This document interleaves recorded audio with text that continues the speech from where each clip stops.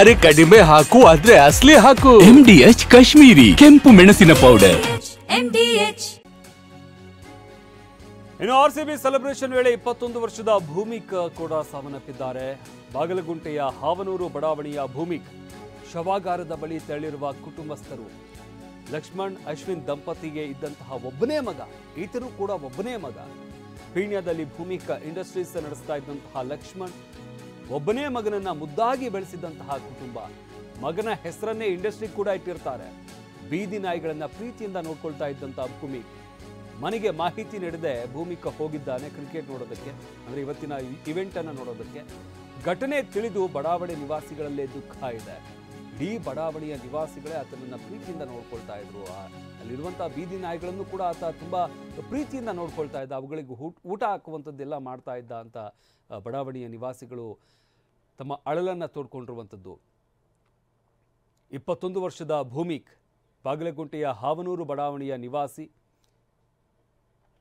ಈ ದಿನ ಕಾಲೇಜಿಗೆ ಹೋದನು, ಸಂಭ್ರಮಾಚರಣೆಗೆ ಹೋಗಿ ಅವನು ಅಲ್ಲಿ ಸಂಭ್ರಮಾಚರಣೆಯ ಕಾಲು ತುಳಿತಕ್ಕೊಳಗಾಗಿ ಮರಣ ಹೊಂದಿರೋದು ನೋಡಿದ್ರೆ ನಮಗೆ ಒಂಥರ ದಿಗ್ಭ್ರಮೆ ಆಗ್ತದೆ. ಮತ್ತು ಅದನ್ನು ದುಃಖನ ನಾವು ಇವಾಗ ತಡ್ಕೊಳಕ್ಕಾಗ್ತಾಯಿಲ್ಲ. ಆದರೂ ಇವಾಗ ಇದು ಎಷ್ಟೊತ್ತಿನವರೆಗಾದ್ರೂ ಜನ ಬಂದು ಹೋಗ್ತಾರೆ. ಅವನ ಬಾಡಿನೂ ಬಂದಿಲ್ಲ. ತಾಯಿ ತಂದೆಯವರು 3 ಜನ ಮನೆಯಲ್ಲಿರೋದು. ಪಾಪ ಇದನ್ನೆಲ್ಲ ಭಾಳ ಇವರು ಸರ್ಕಾರದವರು ವ್ಯವಸ್ಥಿತವಾಗಿ ಮಾಡ್ದೇ ಭಾಳ ತೊಂದರೆ ಕೊಟ್ಟು ಈ ರೀತಿ ಸುಮಾರು ಜನ ಸಾಯಿಸಿರೋದು ಭಾಳ ಅನ್ಯಾಯದ ವಿಚಾರ.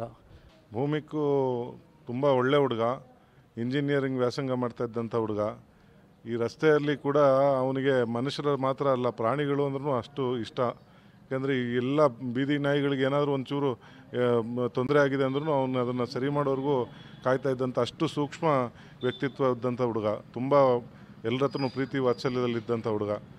ಇವತ್ತು ಯಾವುದೋ ಒಂದು ಸೆಲೆಬ್ರೇಷನ್ ಅನ್ನೋ ಹುಚ್ಚಾಟಕ್ಕೆ ಹೋಗಿ ನಮ್ಮ ಸ್ನೇಹಿತ ಒಬ್ಬನ ಕಳ್ಕೊಂಡಿದ್ದೀವಿ ಅನ್ನೋದೇ ನಮಗೆಲ್ಲ ದುಃಖದ ಸಂಗತಿ. ತಂದೆ ತಾಯಿಗೆ ಒಬ್ಬನೇ ಮಗ. ತಂದೆ ತಾಯಿಗೆ ಪ್ರಾಣಿಗಳಿಗೆ ತೊಂದರೆ ಆದರೆ ತಡ್ಕೊಳಕ್ಕಾಗದೇ ಇರೋವಂಥ ಅವ್ರ ತಾಯಿ ತಂದೆ, ಇನ್ನು ಮಗ ಕಳ್ಕೊಂಡಿದ್ದೀವಿ ಅಂತ ಹೇಳಿದರೆ ಯಾವ ತಂದೆ ತಾಯಿಗೂ ಸಹಿಸೋಕ್ಕಾಗಲ್ಲ. ಇಂಥ ಒಂದು ಈ ಥರದ್ದೊಂದು ದಿವಸ ಬರುತ್ತೆ ಅಂತ ಕೂಡ ನಾವು ಯಾರೂ ನಮ್ಮ ಬಡಾವಣೆಯವ್ರು ಯಾರನ್ನೂ ನಿರೀಕ್ಷೆನೂ ಮಾಡಿರಲಿಲ್ಲ.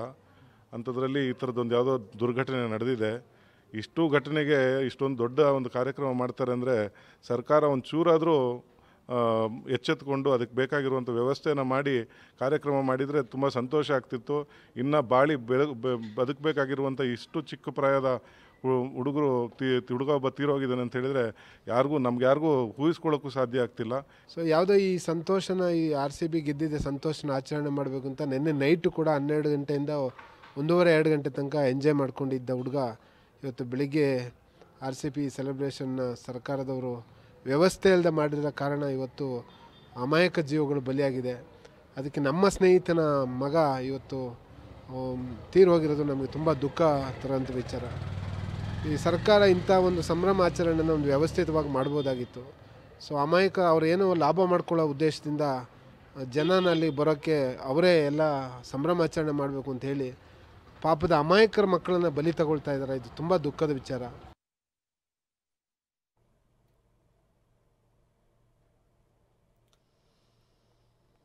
RCB ಸೆಲೆಬ್ರೇಷನ್ ವೇಳೆ 11 ಜನ ಸಾವನ್ನಪ್ಪಿರುವಂಥದ್ದು. ಒಬ್ಬೊಬ್ಬರ ಕತೆ ಕೂಡ ಒಂದೊಂದು ರೀತಿಯಾಗಿ ದುರಂತ ಕತೆ ಅಂತಾನೆ ಹೇಳ್ಬೋದಾಗುತ್ತೆ. ಇಲ್ಲಿ ಗಮನಿಸ್ತಾ ಇದ್ದೀವಿ, ಮಂಡ್ಯದ ಒಬ್ಬ ಯುವಕ, ಆತನು ಕೂಡ ತಂದೆ ತಾಯಿಗೆ ಒಬ್ಬನೇ ಮಗ. ಮತ್ತೊಂದು ಕಡೆ ಭೂಮಿಕ್, ಆತನು ಕೂಡ ಒಬ್ಬನೇ ಮಗ.